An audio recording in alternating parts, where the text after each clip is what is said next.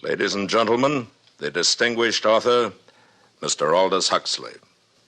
Brave New World is a fantastic parable about the dehumanization of human beings.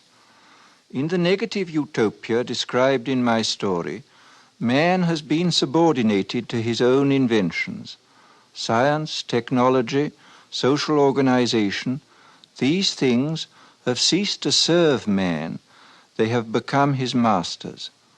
A quarter of a century has passed since the book was published. In that time, our world has taken so many steps in the wrong direction that if I were writing today, I would date my story not 600 years in the future, but at the most 200. The price of liberty and even of common humanity is eternal vigilance.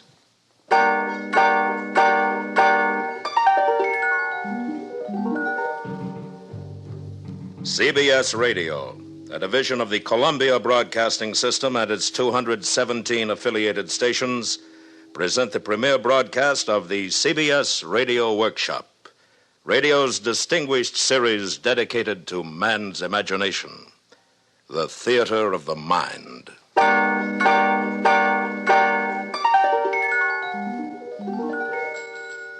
Tonight, part one of two half-hour programs devoted to one of the world's most shocking and famous novels, Aldous Huxley's terrifying forecast of the future, Brave New World. We are proud to have Mr. Huxley as narrator for these broadcasts. Original music is composed and conducted by Bernard Herrmann.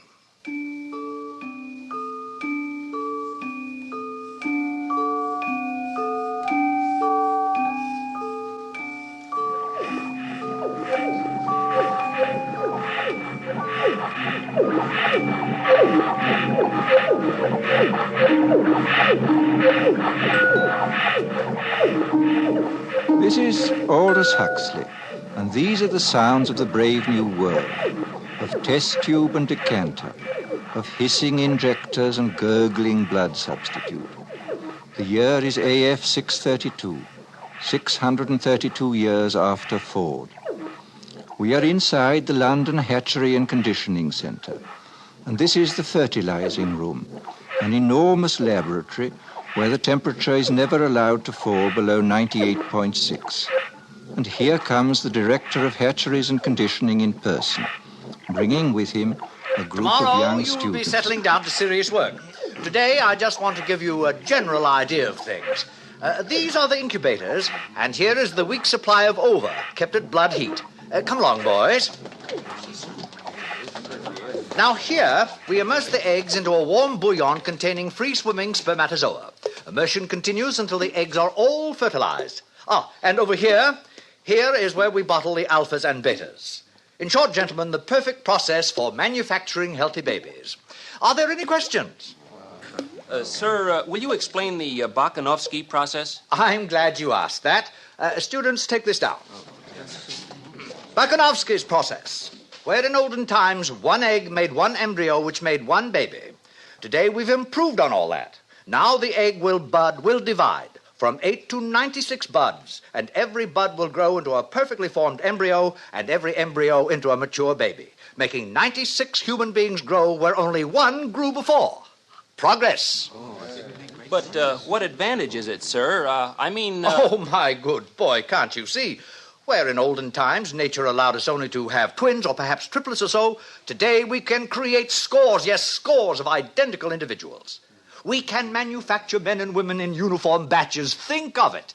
An entire factory staffed with the product of one single egg. 96 identical individuals working 96 identical machines. At last, society really knows where it stands. Remember, it was our Ford who gave us the concept of the assembly line when he was on Earth many centuries ago. And now, boys, we will go up to the bottling room where we shall see how we create each class of society, alphas, betas, deltas, etc. Come with me. Well, Lenina. Oh, Director. Oh, charming. What are you injecting into our embryos today, my dear? Typhoid antitoxins? Yes, sir. Are you busy this afternoon? Oh, not after 5, sir. Good. Suppose we get together then on the roof. That would be fine. I've admired you for some time, Lenina. I'm looking forward to a closer acquaintance. Thank you, sir. And now, boys, we're off to the bottling room. You are a lucky girl. The director of hatcheries and conditioning. Oh, hello, Fanny. Oh, you can trust the director to be the perfect gentleman. I saw him pat you. He wants me. You see? That shows what he stands for. The strictest conventionality. And it's about time you started belonging to someone else, my dear. But I like Henry Foster. We've only been with each other 4 months. 4 months? Well, what would the district world controller say? You know how he disapproves anything intense or long drawn. And it isn't as though there were anything painful or disagreeable about being with 1 or 2 other men besides Henry. After all, everyone belongs to everyone else. You're quite right, Fanny, as usual. Good girl. Fanny, do you know Bernard Marx? Bernard Well, why not? Bernard's an Alpha Plus. Besides, he asked me to go to New Mexico, to the Savage Reservation with him. But his reputation. They say he doesn't like obstacle golf. Oh, they say. And that he spends most of his time by himself alone.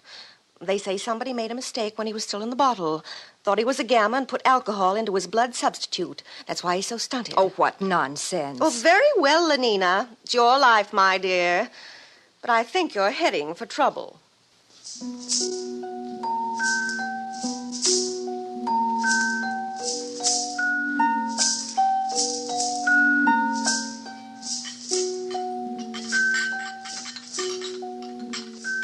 And here we have the bottling room. Little embryos carefully bottled being rocked gently to and fro as they did in olden days when carried by their mothers. Now, boys, you must learn to distinguish between smut and science. I'm going to use that word again. As scientists of tomorrow, you must learn to cope with it. Mother. Oh. There, that's better. As a matter of fact, there is an area in our world where humans are still viviparous, still give birth to their children. The Savage Reservation in New Mexico. I visited there once myself, many years ago. Dreadful, filthy place. Naturally, civilization has improved on all that. It is here we control the embryo's growth, each batch carefully regulated to produce the exact class of citizen we desire. And here is our Mr. Henry Foster in charge of bottling. Oh, Henry. Yes, sir. Please explain the process to the students. Oh, delighted, sir. By the way, Henry, before you begin, I made a date with Lenina Crown this afternoon. Oh, really? I'm delighted, sir. I'm sure you'll enjoy belonging to her. Good. Very pneumatic girl. Now, please proceed. This way, gentlemen. Here we advance the process. One by one, the eggs are transferred from their test tubes into these larger decanters and moved along to the labelers, carefully labeled as to heredity, date of fertilization, sex, name, serial number. Gentlemen, there are 88 cubic feet of card index in this room. Now, here is where we actually predestine and condition. Nothing is so unstabilizing to society as unhappy people. We avoid all that by preconditioning our embryos. And now we are entering the heat conditioning room. Hot tunnels alternating with cool tunnels. Exposure to cold is accompanied by exposure to X-rays. By the time these babies are decanted, they have a perfect horror of cold. Thus, they are perfectly prepared to emigrate to the tropics, to be miners and acetate silk spinners and steel workers. And that is the secret of happiness and virtue, liking what you have got to do. All conditioning aims at that, making people like their unescapable social destiny. 10 to 3, boys. Time to visit the nurseries.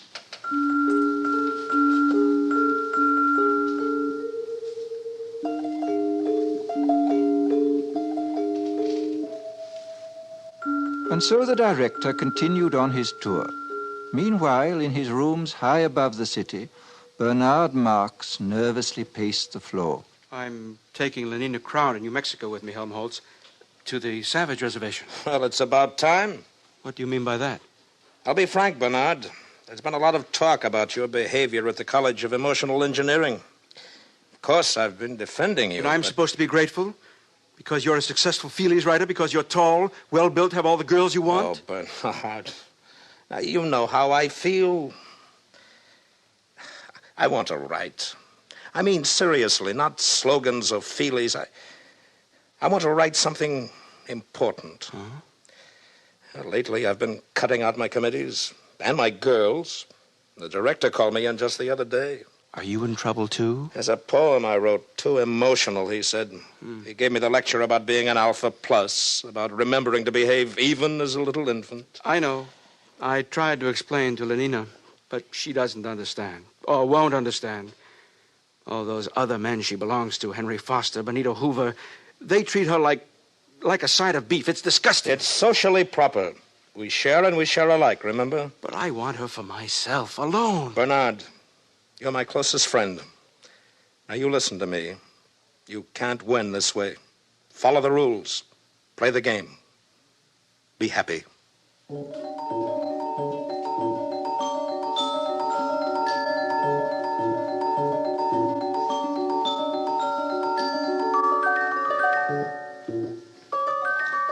The nursery was on the 5th floor. The sign over the door said, Neo-Pavlovian Conditioning Room. It was a large, bare room, very bright and sunny. Half a dozen nurses, trousered and jacketed in the regulation white viscose linen uniform, were engaged in setting out bowls of roses in a long row across the floor. The nurses stiffened to attention as the director of hatcheries and conditioning came in, followed by his students. Set out the books. In silence, the nurses obeyed his command. Between the rose bowls, the books were duly set out. Now bring in the children. They hurried out of the room and returned in a moment, each pushing a kind of tall, dumb waiter, laden on all its 4 wire-netted shelves with 8-month-old babies, all exactly alike, a Bokanovsky group, and all, since their caste was Delta, dressed in khaki diapers. Put them down on the floor. Now turn them so they can see the flowers and books. Turned, the babies at once fell silent, then began to crawl towards those clusters of sleek colors, those shapes so gay and brilliant. From the ranks of the babies came little squeals of excitement, gurgles and twitterings of pleasure. The swiftest crawlers were already at their goal. Small hands reached out uncertainly, touched, grasped, unpetaling the roses, crumpling the illuminated pages of the books. Watch carefully, students. All right, nurses, pull the lever.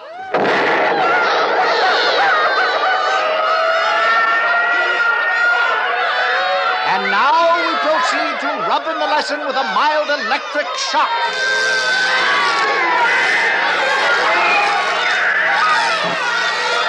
That's enough. All right, take them away, nurses.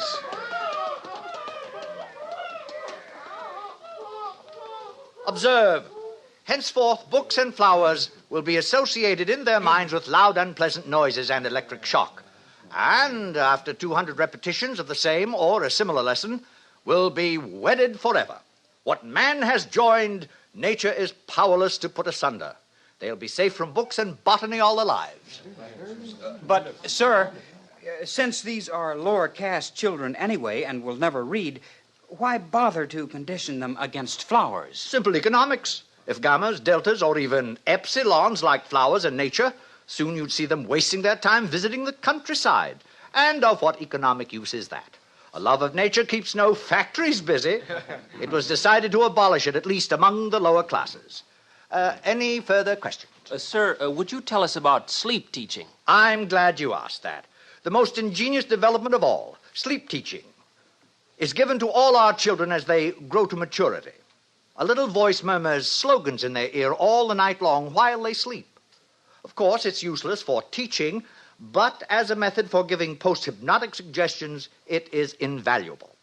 It's what conditions our minds to love our future role in life. Now, boys, tell me some of the lessons we've all learned through sleep teaching. A gram is better than a dam. A good example.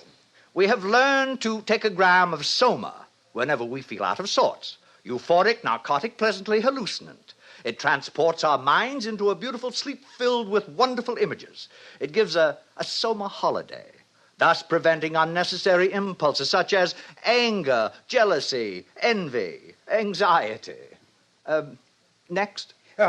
Ending is better than mending. Good.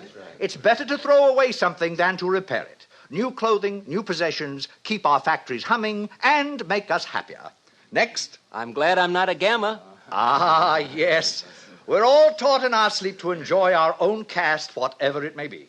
Gammas are taught to think, I'm glad I'm not an epsilon. Betas learn to be glad they're not deltas or gammas. And glad they're not alphas, because we alphas sometimes have to use our minds, and that's very painful. That's very good indeed. Well, students, I think our tour is over for today. I'm sure most of you have dates with pneumatic young ladies. Some, of course, will be wanting to get in a game of obstacle golf. But before we finish, I'd like to add a few footnotes to the things you've seen today. Today, we have a controlled society, a happy society. We have stability. There was a time when these things did not exist. Didn't people grow old and feeble in those days, sir? Indeed they did. Old men in the bad old days used to renounce, retire, take to religion, spend their time reading, thinking. Now, such is progress. At 60, we have the tastes and the powers of a 17-year-old. The old men have no time, no leisure from pleasure, not a moment to sit down and think. They're much too busy scampering from feely to feely, from girl to pneumatic girl. Fortunate boys, no pains have been spared to make your lives emotionally easy, to preserve you as far as possible from having emotions at all. Ford's in his flivver, all's well with the world. Ford's in his flivver, all's well with the world. And solemnly and devoutly they made the sign of the T and hurried off to join their fellow citizens at play.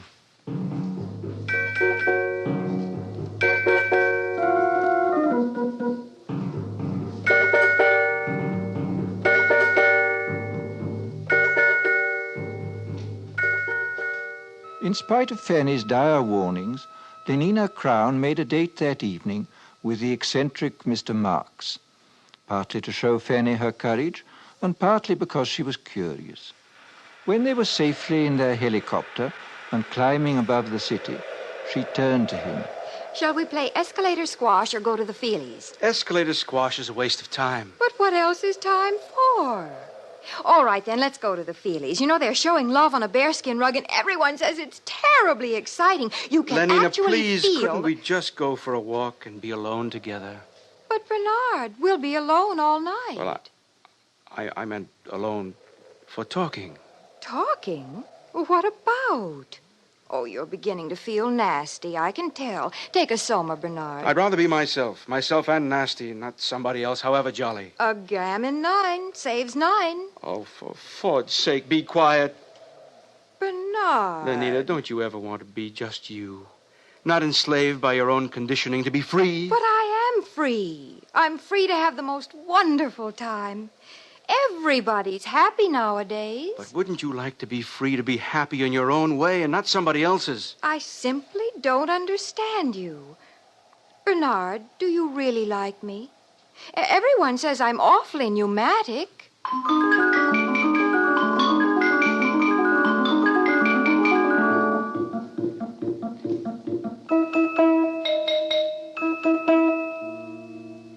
Eventually, Bernard took Lenina to the Westminster Abbey Cabaret, where Calvin Stopes and his 16 saxophonists were playing. Also featured was London's finest scent and colour organ and all the latest synthetic music. With the aid of 4 Soma tablets, Bernard managed to spend a successful evening with the girl, and the next morning he agreed to apply at once for a permit to visit the Savage Reservation. He was quite nervous as he stood before the large desk of the Director of Hatcheries and Conditioning.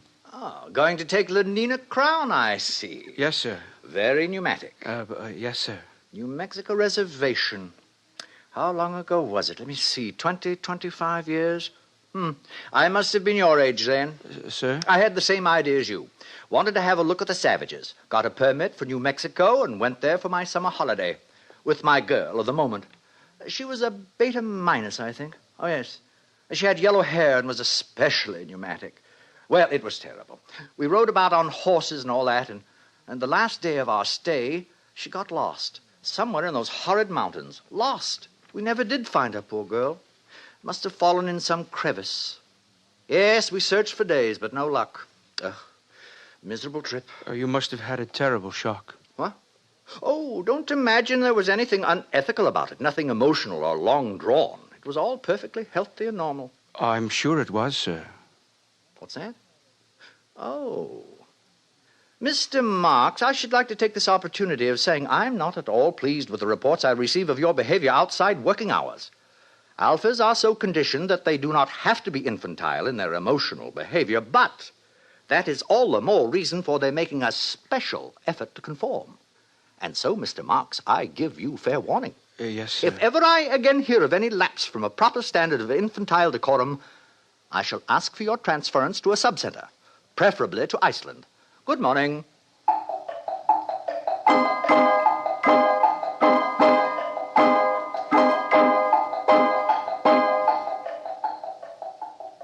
The journey was quite uneventful. The Blue Pacific rocket lost 4 minutes in a tornado over Texas, but was able to land at Santa Fe less than 40 seconds behind schedule. Lenina and Bernard slept that night at Santa Fe, and Lenina was very happy. Imagine 60 escalator squash racket courts in the hotel, and obstacle and electromagnetic golf, too. Oh, Bernard, it's simply too lovely. There will be no scent organs, television, or even hot water once we get out on the reservation. I can stand it. You'll see. Only progress is lovely, isn't it?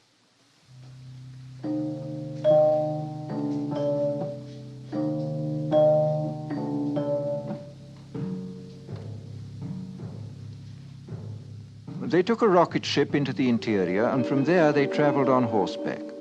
And all Bernard could think about was Iceland, and how cold and barren it would be. The director's warning had made him even quieter and more sullen than usual. And then, that evening, they reached their destination. Before them was the village of Malpais, situated on a mesa. Adobe hovels growing out of the stony ground, dust and squalor, and the smell of wood smoke. What an awful place. I don't like it. Who's that man coming toward us? He's to be our guide. I'm frightened, Bernard. Quiet. We shouldn't have come. Oh, good morrow. You're civilized, aren't you? You come from outside, from the other place? My name is Bernard Marks. This is Lenina Crown. My name is John. Come with me. He speaks English. That's strange. Probably trained as a guide. Where is he leading us? To that hut, I believe. There seems to be some sort of activity over there. Orgy, porgy. Why, it's like our lower caste community sing. Only look. Now they're beating themselves with whips. Oh, no, Bernard. It's got something to do with their religion. What a wonderful intensity of feeling it must generate.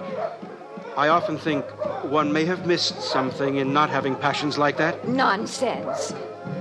Bernard, what's wrong with that man? Where? Oh, he's just old, that's all. Old? But we don't look like that when we're old. He's so wrinkled, Oh, it's horrible. That's because we age all at once. We stay 17 until we're 60 or so, and then we die, and they burn our bodies and recover the phosphorus for the good of the world state, just as it should be. But this... What is it? That woman! Oh, Bernard, no! Take me away! Take me away! She's only nursing her baby, Lenina. That's her child. She's the mother. Bernard, how can you be so vulgar? I think I'll be sick. Please, Bernard, anywhere. Anywhere. Is something wrong? I think we'd better take Lenina inside. Over here. Follow me. My soma. I'm out of soma. Bernard. I'm sorry, Lenina. I didn't bring any. Oh. Here. Inside. This is my home. This is my home. You are welcome to remain here. John? John? Yes, Mother? Mother? These are people from the outside, Mother. They have come to see the reservation. From the other place? You're from the other place. Don't come near me. But don't you see, I'm from there, too. I'm civilized. I don't belong here. It's all a terrible mistake. This is my mother, Linda. Were you born here? No, I tell you, I was decanted like normal people. Oh, thank Ford, someone has come. At last, thank Ford. Bernard, please keep her away. Could you tell us about yourself, please? Well, I came here 25 years ago with a man. His name was Thomas. We went riding together on horses. There was a terrible storm. I got lost in this horrible place. It was the last day of our stay. He left me here, alone. Lenina? Yes? You will be interested to know that our director of hatcheries and conditioning is named Thomas, and that he came here 25 years ago. Oh, no. And that... It can't be. But it is. He told me so himself. What a discovery. This boy is our director's son. Our director is a father. Oh, it's too horrible. Mother, what is he saying? Iceland indeed. Bernard, stop it. Well, we'll see who tells who where to go now. John. Yes, sir? How would you and your mother like to return to civilization? Do you mean it? Oh, please, do you? Listen, they're crazy here. I was a beta minus. I always worked in the fertilizing room. I was a good worker. But how can I tell them? They don't understand. They mend things. They don't know what a helicopter is or soma. They have babies like dogs. Oh, it's too revolting. Oh, thank Ford. If it hadn't been for my son, for John, what a comfort he has been to me. Your son? How can you? You were beta minus. I know, but he's been a comfort to me just the same.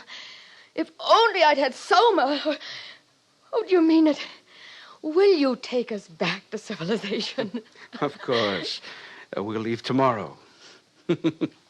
You and your son back to civilization.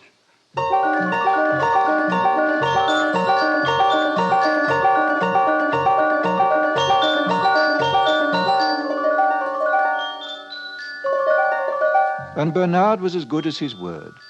That very night, he and John and his mother and Lenina took the Blue Pacific rocket to London. For Lenina, it was a happy trip, since she had taken 4 somas the minute they got back to the hotel. For John, it was a voyage of discovery. Poor Linda, his mother, could only weep for joy.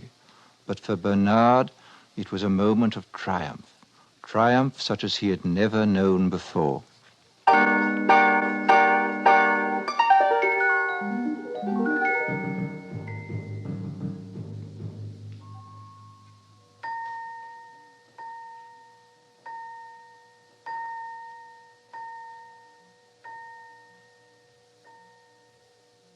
Brave New World, Part 1, by Aldous Huxley.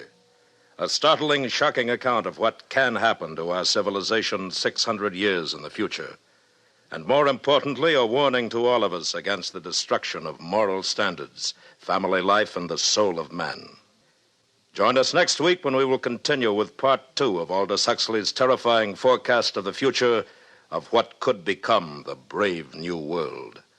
Presented on the CBS Radio Workshop.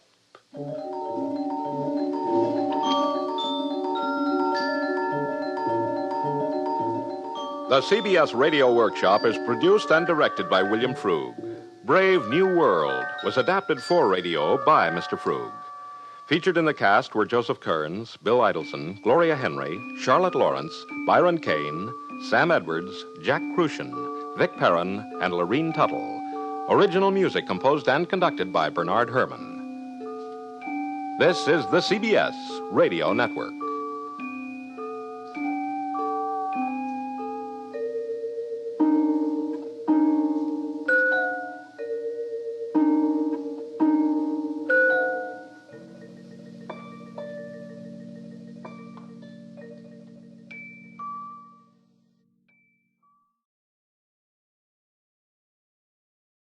Ladies and gentlemen, the distinguished author, Mr. Aldous Huxley. Brave New World is a study of the future as it may be unless we are extremely careful. It depicts a society in which man has replaced nature by science, morality by drugs, individuality by total conformity. It is a hideous prospect, yet we seem determined to follow this path of self-destruction. But Brave New World need not be our future. The choice, after all, is always in our own hands.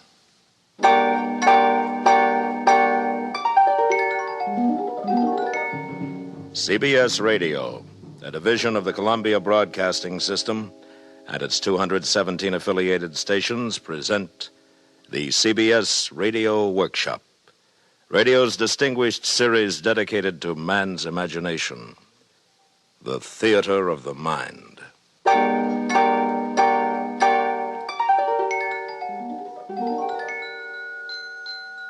Tonight, part 2 of 2 half-hour programs devoted to one of the world's most shocking and famous novels, Aldous Huxley's terrifying forecast of the future, Brave New World.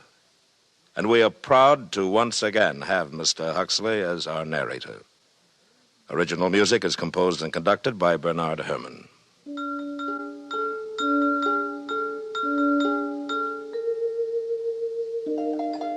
This is Aldous Huxley. In the garden outside the London Hatchery and Conditioning Centre, it was playtime. Naked in the warm June sunshine, 600 or 700 little boys and girls were running with shrill yells over the lawns, or playing games, or squatting silently in 2s and 3s among the flowering shrubs. And strolling across the smooth turf came the director of hatcheries and conditioning, followed eagerly by a group of new students. And here we have playtime for our little tots. Notice the games, all carefully constructed to use as many mechanical devices as possible. In olden times, children used to play simple games using only a ball and a bat. Oh, madness. Nothing was added to increase consumption. Then came our Ford. He taught us the principle of mass production in the assembly line many centuries ago and changed all that. Good morning, Director. Sir, what an unexpected pleasure. Boys, this is the resident controller for Western Europe. This is his Ford ship, Mustafa Mond. Boys? Good morning, sir. Good morning, sir. I was just showing the students the children, sir. Lovely children. Busy as bees at their unrestricted play. Controller, if you have the time, I wonder if you might tell the students something about the bad old days. I might. Where are you taking them? To the Hatchery and Conditioning Center to see the manufacturing of the babies. Very well. I'll walk along with you. Yes, in the old days, children lived in a place called home. A rabbit hole with suffocating intimacies. Maniacally, the mother... please don't be shocked at that word. The mother brooded over her children. Her children. Our Ford, or our Freud, as for some inscrutable reason he chose to call himself whenever he spoke of psychological matters, our Freud was the first to reveal the appalling dangers of family life. Unpleasant as they may seem, students, these are facts. People used to be viviparous, gave birth to their children. What were the consequences? A world dominated by mothers and fathers was a world full of every kind of perversion, from sadism to chastity. There were also husbands, wives, and lovers. Now everyone belongs to everyone else. Thank Ford for progress. Yes, thank Ford. Actually, we still preserve a few outmoded ethics of pre-stable societies in our savage reservations. Did you ever visit a reservation, Director? Yes, I once went to look at the savages in New Mexico. Well, that must have been 25 years ago. Mother's, father's marriage. Oh, very repulsive. Yes. Well, here we are. I'll say goodbye. Goodbye, Controller, and thank you. Thank you, sir. Thank you, sir. You're welcome. And now, boys, if you'll follow me inside the hatchery.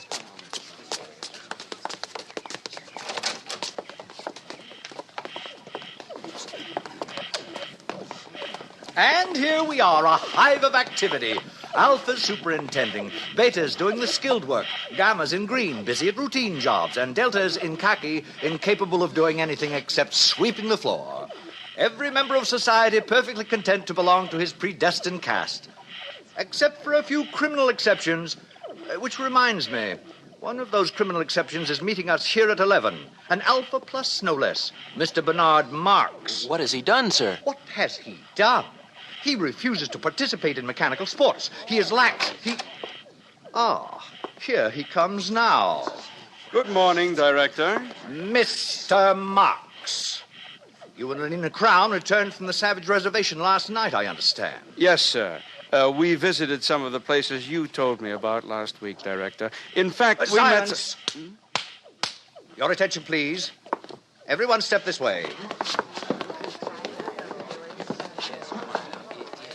If I have interrupted your labors, it is because a painful duty constrains me. This man who stands before you, this Alpha Plus, the highest level of society, has grossly betrayed the trust imposed in him by his heretical views on sports and Soma, by his scandalous refusal to be promiscuous. He has proved himself an enemy of society, a subverter, ladies and gentlemen, of all order and stability, a conspirator against civilization itself. For this reason, I am ordering his immediate transference to a subcenter of the lowest order.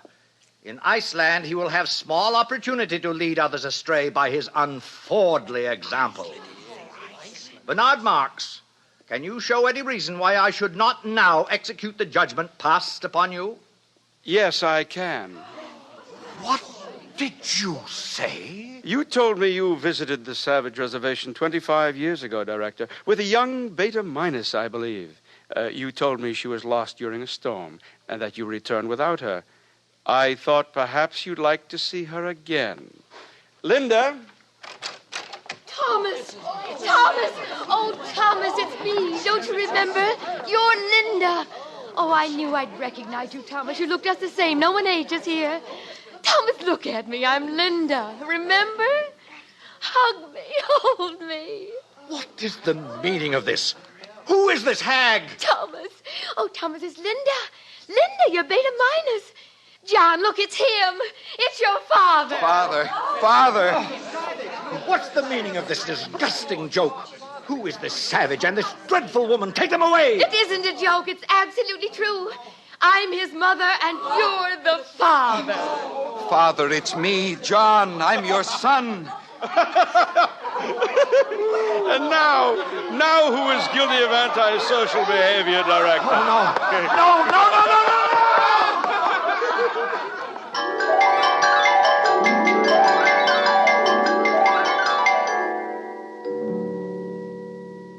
A father as director of hatcheries.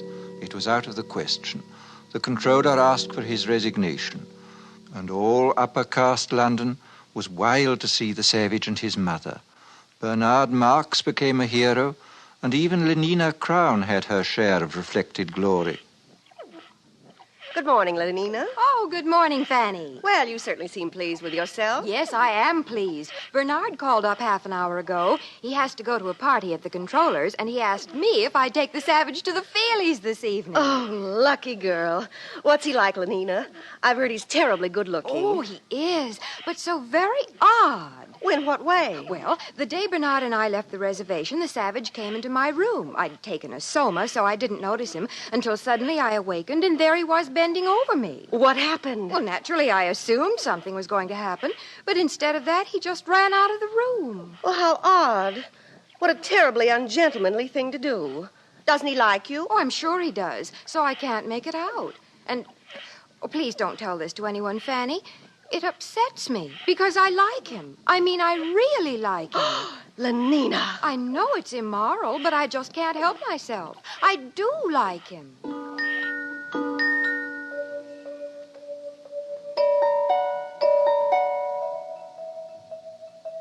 The days passed. Success went fizzily to Bernard's head. His diffidence turned to bumptiousness. His nonconformity was forgotten, and he became completely orthodox. The resident world controller appointed him official escort for the savage and asked him to make regular reports on the young man's reactions to civilization. This Bernard did assiduously.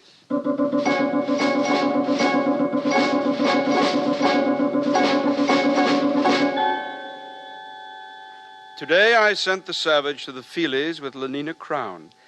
The feature was 3 weeks in a helicopter. Instead of holding the knobs on the chair arms, thus enabling him to experience the sensations of the lovers on the screen, the savage refused to participate.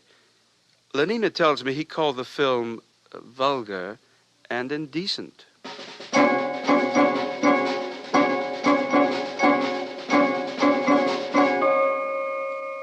The savage refuses to take Soma and seems most distressed because the woman, Linda, his Mother, remains permanently on summer holiday. In spite of her senility and the extreme repulsiveness of her appearance, the savage frequently goes to see her and appears much attached to her.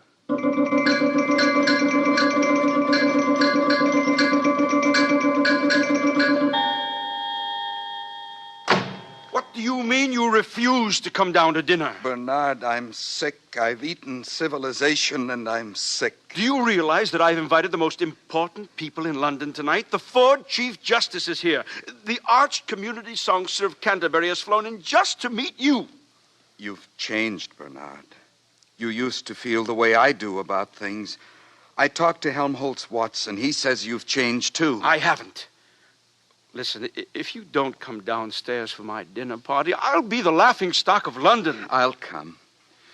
Just let me read this to you first. One day, many years ago, I found this book in my mother's room. One of the Indians had found it in a cave. It must be hundreds of years old. It's called The Complete Works of William Shakespeare. Oh, I've heard of him. We don't allow it. Smut. But he says all the things I feel about Lenina. Listen to this. Is there no pity sitting in the clouds that sees into the bottom of my grief? Oh, sweet my mother, cast me not away. Delay this marriage for a month, a week. Marriage? Oh, Ford, no. Bernard. Oh, marriage, that's too good, really. Bernard, stop it. And mother. Oh, sweet my mother. Oh, he's positively vulgar. You stop Wait it. till I tell Helmholtz about this. Stop it, or I'll hit you. Oh, come, now, where's your sense of humor? Bernard. Can't you see how funny it is? Get out. I said leave me alone. I'm leaving, John. I'm leaving. How beauteous mankind is. Oh, brave new world that has such people in it.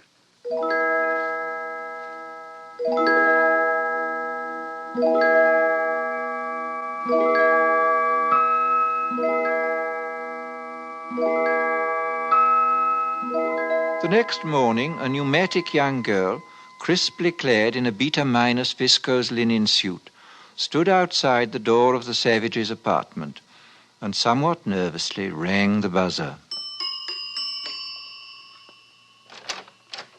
What? Lenina. You don't seem very glad to see me, John.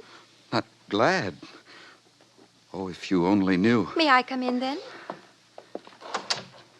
May I kiss your hand, Lenina? My hand? Admired Lenina. Indeed, the top of admiration, worth what's dearest in the world.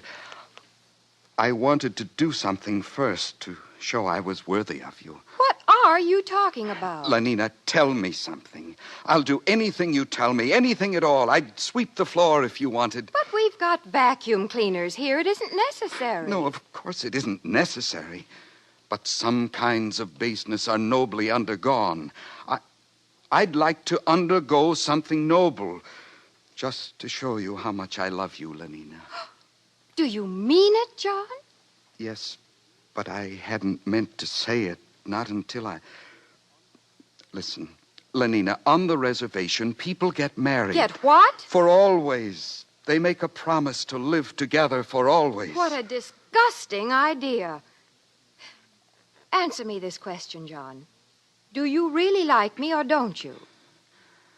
I love you more than anything in the world. Well, then, why on earth didn't you say so? Come here to me, John. Hug me. Oh, but Lenina... Hug me till you drug me, honey. Kiss me till I'm in a coma. Lenina, what are you doing? No, No, get away from me. Don't come near me. Hug me, honey. You strumpet. A gran is better than a dad. Get out. But don't you want Get me? out of my sight.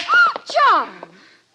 Before I kill you. Well, he's mad. He's gone mad. Oh, thou weed, who art so lovely fair and smell'st so sweet that the sense aches at thee.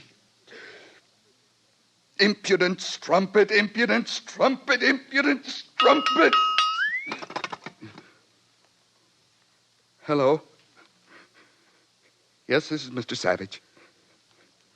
Who's ill? Linda. My mother dying. Yes, I'll come at once.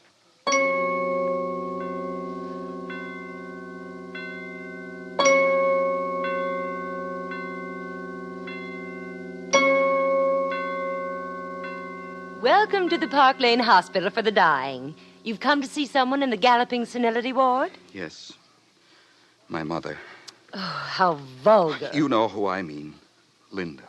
Oh, yes. Room 43, bed 16. She'll be dying any minute now. This way, please.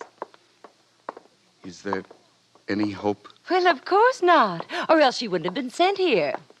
Through these doors.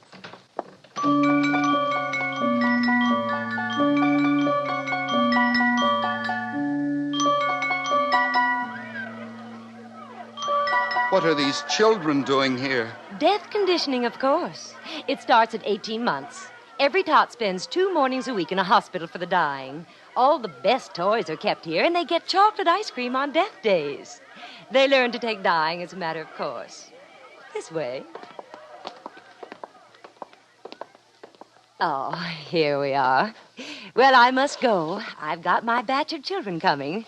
Time for their chocolate ice cream.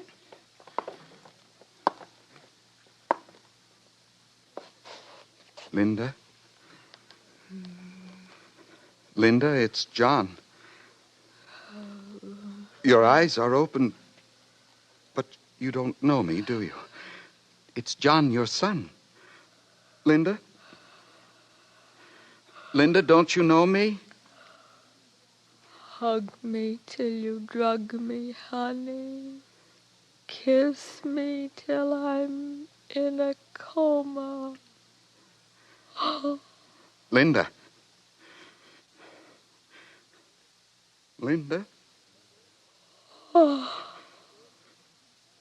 Mother.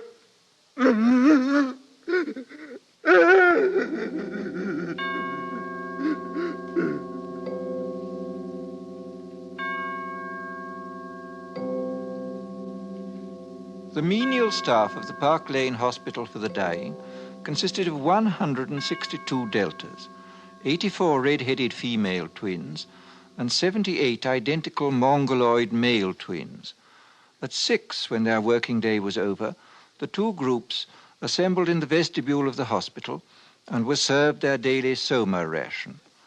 It was into this crowd that the savage walked, so overcome with his grief and his remorse that he did not realize he was shouldering his way into the gathering throng. All right, here it is, soma distribution. In good order, please. Oh, hurry up there. Stand in line for your soma. Linda died because of this. Oh, now don't grab. There's enough for everybody. 1 gram for an evening's delight, 2 for a trip to the gorgeous East, and 4 for a weekend in paradise. How beauteous mankind is. How brave new world that has such people in it. Stop! Stop!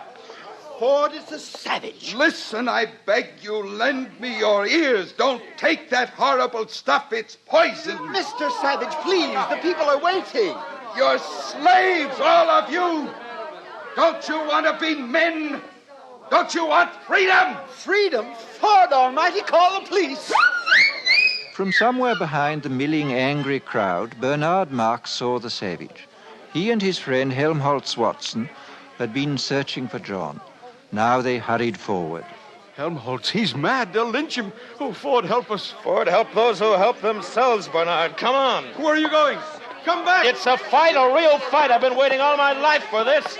Men at last. I'll make you free whether you want to be or not. Give me those soma boxes. Sir, Mr. Savage, no!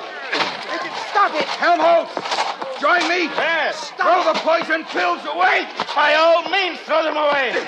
Stop it. Freedom! Be men and be free! Over here, officers, this way. Give them the Throw them silver away. spray. Freedom! Stand up as men. Win your freedom. Soma spray. Win John. your John. freedom. Take them to the resident controller's office. All right.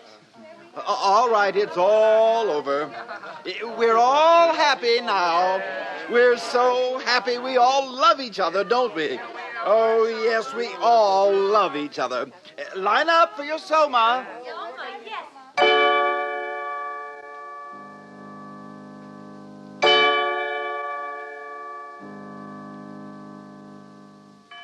So you don't much like civilization, Mr. Savage? No, I don't. John, you're talking to the resident controller. We don't need your comments, Mr. Marks. I think civilization is horrible. And yet people are happy. They get what they want, and they never want what they can't get. They're well off, they're safe, they're never ill, they're not afraid of death, they're blissfully ignorant of passion and old age, they're plagued with no mother or father, they've got no wives or children to feel strongly about. They're so conditioned that they practically can't help behaving as they ought to behave. And you ask them to chuck this all away for liberty? My good boy. All the same, it seems quite horrible to me. Of course it does. Actual happiness always looks pretty squalid in comparison with the overcompensations for misery. And being contented has none of the glamour of a good fight against misfortune. Happiness is never grand. They call this happiness. Working at an embryo assembly line, manufacturing babies. Science, my boy. Besides, they like it. Well, Mr. Marks, the time has come. You are being sent to an island. To an island? Oh, please, sir. Don't send me to Iceland. I promise I'll do what I should. I'll conform to the rules. One would think he was going to have his throat cut, whereas if he had the smallest sense, he'd understand his punishment is really a reward. He'll be sent to an island where he'll meet the most interesting set of men and women in the world. All the people who weren't satisfied with orthodoxy. Everyone, in a word, who's anyone. Then why didn't you go to an island yourself? Because, finally, I preferred this. Sometimes I regret it. Happiness is a hard master, particularly other people's happiness. Well, gentlemen, there are many islands available. Which climate do you choose, Mr. Watson? Well, I should like a thoroughly bad climate. I think I'd write better if I had to contend with difficulties. How about the Falkland Islands? That would be fine. Good. You may leave now. You too, Mr. Marks. Goodbye, Helmholtz. Goodbye, Bernard. Goodbye, John. Goodbye, John. One more question. Of course. Where is God in this scheme of yours? It's a subject that has always had a great interest for me. You've never read this, of course, the Holy Bible, New and Old Testaments. I've got quite a few revolting old books like that here. But if you know about God, why don't you tell the people? Well, this book is old. It's about God hundreds of years ago, not God now. But God doesn't change. Men do, though. No, my friend. Call it the fault of civilization. God isn't compatible with machinery and scientific medicine and universal happiness. But when you're alone, it's natural to believe in God. When you're quite alone in the night, thinking about death. But people are never alone now. We make them hate solitude, and we arrange their lives so that it's almost impossible for them ever to have it. No solitude, no God. Is that why there's no self-denial here? No God, no reason for it? Of course. Industry and prosperity are only possible when there is no self-denial. If there were, the wheels would stop turning. But God's the reason for everything noble and fine and heroic. My dear young friend, civilization has absolutely no need for nobility or heroism. You're conditioned so that you can't help doing what you ought to do. And what you ought to do is, on the whole, so pleasant. So many of the natural impulses are allowed free play that there really aren't any temptations to resist. Anybody can be virtuous now. No temptations, no inconveniences. But I like the inconveniences. We don't. We prefer to do things comfortably. But I don't want comfort. I want God. I want poetry. I want real danger. I want freedom. I want goodness. I want sin. In fact, you're claiming the right to be unhappy. All right. I'm claiming the right to be unhappy. Not to mention the right to grow old and ugly and impotent. The right to have cancer. The right to have too little to eat. The right to live in constant apprehension of what may happen tomorrow. The right to be tortured by unspeakable pains of every kind. I claim them all. You're welcome.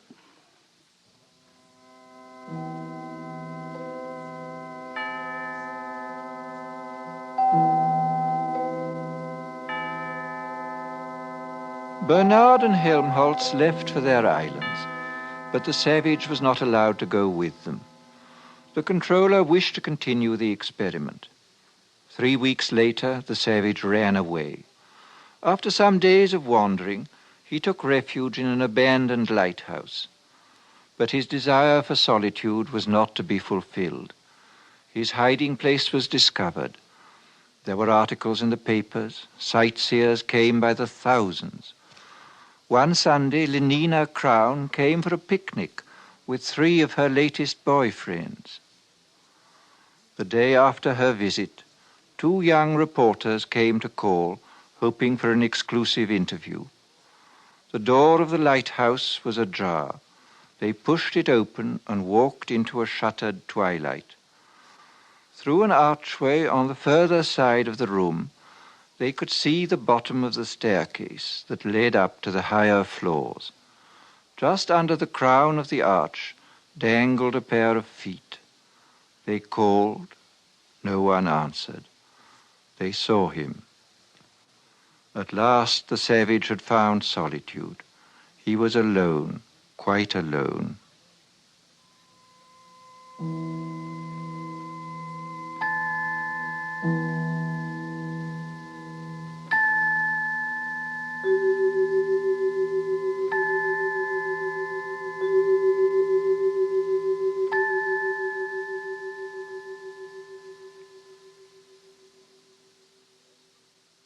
Thus concludes Brave New World by Aldous Huxley. We wish to thank Mr. Huxley for appearing on these broadcasts as our narrator. And we would also like to thank you, our listeners, for your enthusiastic response to this new series. This is William Conrad inviting you to join us again next week when we present George Stewart's dramatic account of one of nature's most terrifying phenomena, storm. The following week, listen as Dr. Frank C. Baxter interviews William Shakespeare. Presented on the CBS Radio Workshop. The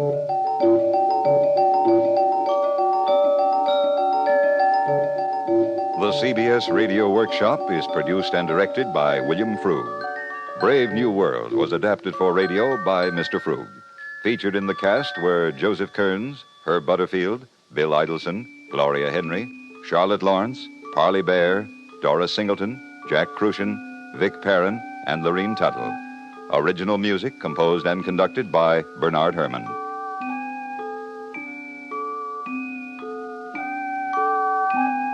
America listens most to the CBS Radio Network.